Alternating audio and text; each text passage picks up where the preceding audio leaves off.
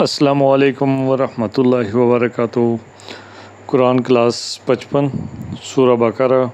آیات 234 تا 235 کی تجوید، ترجمہ اور تفسیر ملاحظہ کریں۔ والذین یتوفون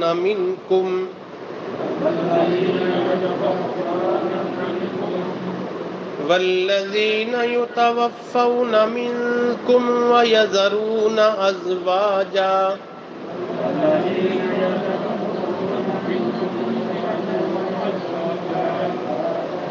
یتربصن بانفسہن اربعۃ اشہر وعشرا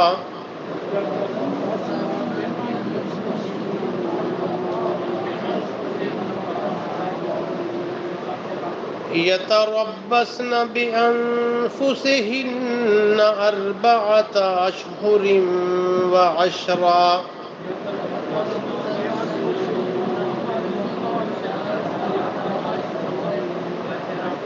فإذا بلغن أجلهن فلا جناح عليكم فيما فعلن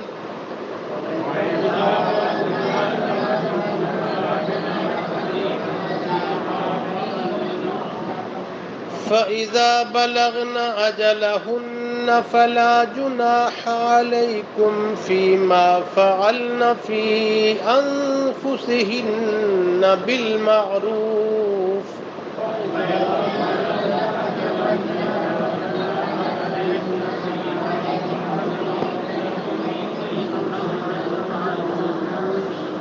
والله بما تعملون خبير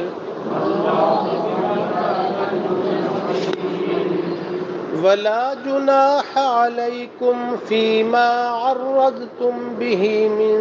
خطبة النساء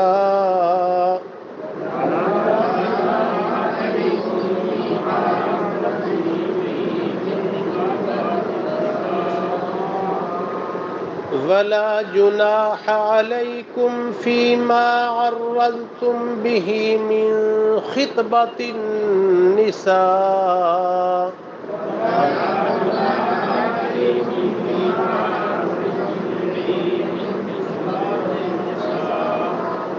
أو أكننتم في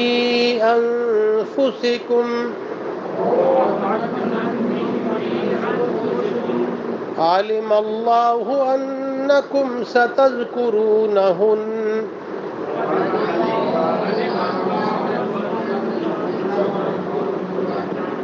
علم الله أنكم ستذكرونهن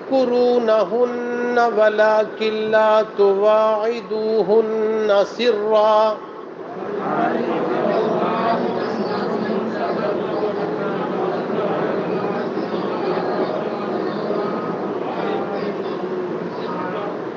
ولكن لا تواعدوهن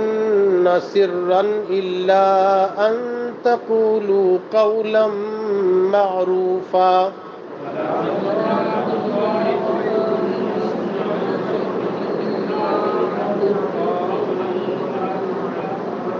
ولا تعزموا عقدة النكاح حتى يبلغ الكتاب أجله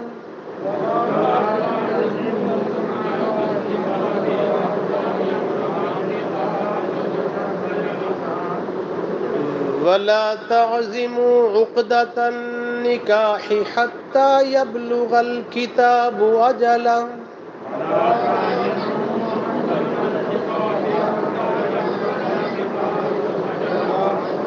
واعلموا أن الله يعلم ما في أنفسكم فاحذروه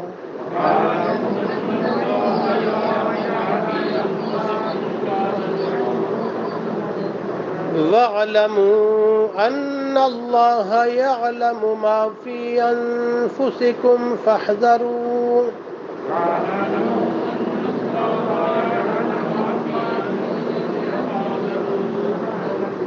واعلموا أن الله غفور حليم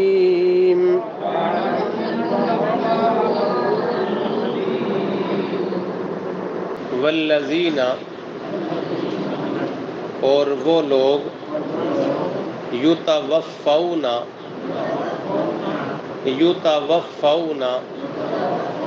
جو فوت کیے جاتے ہیں منکم تم میں سے وَيَذَرُونَ اور چھوڑ جاتے ہیں ازواجن بیویاں یتربصن انتظار کریں وہ بِأَنفُسِهِنَّ اپنی جانوں کے ساتھ اربعۃ اشہر 4 مہینے وعشرا اور 10 دن فَإِذَا بَلَغْنَا بس جب پہنچ جائیں وہ اجلہن اپنے وقت کو فلا جناح بس نہیں ہے کوئی گناہ علیکم تم پر فیما اس میں جو فعلنا کریں وہ فی انفسہن اپنی جانوں کے بارے میں بالمعروف اچھے طریقے سے واللہ اور اللہ تعالی بما تعملون اس سے جو عمل کرتے ہو تم خبیر خبردار ہے ولا جناح اور نہیں ہے کوئی گناہ علیکم تم پر فیما اس میں جو عرضتم ظاہر کرو تم بہی اس بارے میں من خطبۃ النساء عورتوں کی منگنی سے او اکننتم یا چھپاؤ تم فی انفسکم اپنے دلوں میں علم اللہ جان لیا اللہ تعالی نے انکم بے شک تم ستذکرونہن ذکر کرو گے ان کا ولیکن لا تواعدوہن اور لیکن نہ وعدہ دو تم انہیں سرًا پوشیدگی سے الا سوائے اس کے ان تقولوا کہ کہو تم قولا معروفا بات اچھی ولا تعزموا اور نہ مضبوط کرو تم عقدۃ النکاح گرہ نکاح کی حتی یہاں تک کہ یبلغ الکتاب پہنچ جائے لکھا ہوا اجلہ اپنے وقت کو وَاعْلَمُوا اور جان لو ان اللہ بے شک اللہ تعالی یعلم جانتا ہے ما فی انفسکم جو تمہارے دلوں میں ہے فاحذروہ بس ڈرو اس سے وَاعْلَمُوا اور جان لو ان اللہ بے شک اللہ تعالی غفور حلیم بخشنے والا ہے تحمل والا۔ اللہ کی توفیق سے پچھلے 3-4 بلکہ اس سے زائد سبقوں میں معاشرتی احکام اور مسائل ہم پڑھ رہے ہیں۔ پچھلے سبق میں ہم نے یہ سبق پڑھا کہ جن کے ہاں اللہ تعالی اولاد عطا کرے، جس عورت کے ہاں اللہ تعالیٰ نے اولاد دی، اگر تو وہ معمول میں اپنے گھر میں رہ رہی ہے تو وہ اپنے بچے کو معمول کے مطابق پال رہی ہے، دودھ پلا رہی ہے، اگر اس کا خامد فوت ہو جاتا ہے یا اس کو طلاق ہو جاتی ہے، پھر بھی ماں کے ذمے ہے کہ وہ اپنے بچے کو دودھ پلائے، اور اس عرصے میں اس کے کھانے پینے اور پوشاک کی ذمہ داری اگر وہ مطلقہ ہے تو اس کے سابقہ خامند کے ذمے، اگر وہ بیوہ ہے تو جو بھی اس کے ورثاء ہیں، بچے کے باپ کے جو بھی قریبی عزیز ہیں، ان کے ذمے۔ دوسری صورت یہ کہ اگر اس کی طلاق بھی ہو گئی ہے تو بچے کی ماں اور باپ دونوں باہمی مشاورت سے اس کو دودھ نہ پلانے کا فیصلہ کرتے ہیں، باہم مشاورت سے کہیں اور سے دودھ پلانے کا انتظام کرتے ہیں، تو اس میں بھی کوئی حرج نہیں۔ جہاں سے وہ بچے کو دودھ پلوائیں گے وہاں اس کا معروف طریقے سے جو ہے وہ خرچہ دے کے اسے کہیں اور سے بھی دودھ پلوا سکتے ہیں۔ اس کے بعد آج کے سبق میں بیوہ کے جو خاتون جس کا خامد فوت ہو جائے، اس سے پہلے ہم مطلقہ کی عدت پڑھ کے آئے ہیں۔ آج کے سبق کی پہلی آیت میں بیوہ کی عدت کا تذکرہ ہے۔ فرمایا والذین یتوفون منکم ویذرون ازواجا، وہ جو تم میں سے فوت کر لیے جاتے ہیں، اللہ کی طرف چلے جاتے ہیں اور اپنے پیچھے اپنی بیویاں چھوڑ جاتے ہیں، یتربصن بانفسہن اربعۃ اشہر وعشرا، کہ وہ جہاں ہیں، یتربصن بانفسہن کا مطلب یہ ہے کہ وہیں رہیں، پیچھے بھی یہی لفظ آیا ہے، طلاق میں بھی یتربصن بانفسہن، جہاں ان کی طلاق ہوئی ہے وہیں رہیں۔ ہمارے ہاں تو رائج طریقہ یہ ہے کہ 6 سال پہلے بھاگی ہوئی کو اس کے بعد طلاق ہو۔ شرعی طور پر طلاق دینا رسول اللہ صلی اللہ علیہ وسلم نے فرمایا کہ اللہ تعالیٰ کے ہاں ناپسندیدہ عمل، ہاں حالات کے مطابق ضرورت کے پیش نظر کسی نے اپنی بیوی کو طلاق دے دی تو اس کے لیے رجوع کا راستہ جو اللہ تعالیٰ نے کھولا ہے اسے استعمال کرنے کے لیے اس کا حق ہے کہ وہ عدت اپنے خامد کے گھر گزارے۔ اسی طرح وہ عورت جس کا خامد فوت ہو جائے، یتربصن بانفسہن اربعۃ اشہر وعشرا، وہ 4 مہینے اور 10 دن اپنے جہاں پہلے تھی، جہاں اس کا خامد فوت ہوا وہیں ہوا۔ فَإِذَا بَلَغْنَ أَجَلَهُنَّ،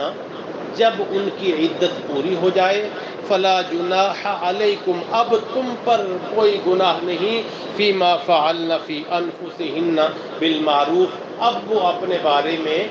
اب کوئی اور فیصلہ کریں، جہاں جائیں اپنے والدین کے ہاں رہیں، کہیں اور نکاح کا پلان بنائیں، اب آپ کے ذمہ ان کی ذمہ داری نہیں۔ واللہ بما تعملون خبیر، اور جو کچھ تم کرتے ہو، جیسا تم رویہ اختیار کرتے ہو، جیسا دوسرے کے ساتھ معاملہ کرتے ہو، ظاہری طور پر اس میں بڑا حسن بھی نظر آئے، لیکن واللہ بما تعملون خبیر، جو کچھ حقیقت میں تم کر رہے ہو اللہ اس سے خوب واقف۔ بیوہ، ایک نقطہ تو یہ سمجھ آیا کہ اس کی عدت 4 مہینے اور 10 دن۔ بیوہ کے احکام خاص جو حدیث میں ذکر ہوئے کہ خامند کے فوت ہونے کے بعد وہ 3 کام نہیں کرے۔ ایک تو وہ زیب و زینت نہیں کرے گی، اس میں زیب و زینت کا ہر طریقہ، یعنی اگر پہلے زیب و زینت کے لیے چوڑیاں پہنتی ہے اب نہیں کرے گی، پہلے چہرے پر کوئی چیز لگاتی ہے اچھے رنگین کپڑے بھی نہیں پہنے گی،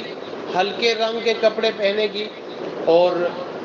کوئی زیب و زینت کا کوئی بھی طریقہ اختیار نہیں کرے گی۔ ایک مثال دوں کہ نبی علیہ الصلوۃ والسلام سے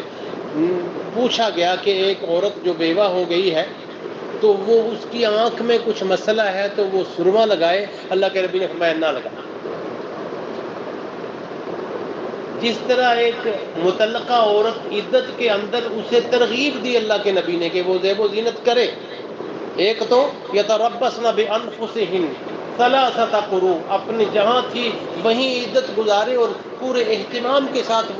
وہ زیب و زینت کرے کہ تاکہ اس کے خاوند کو ترغیب ہو، اسے بھی ترغیب ہو کہ وہ شاید ان کی صلح ہو جائے.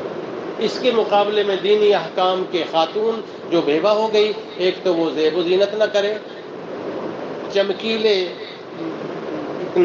جو ہے وہ کشش والے کپڑے نہ پہنے، تیسرا گھر سے باہر نہ جائے،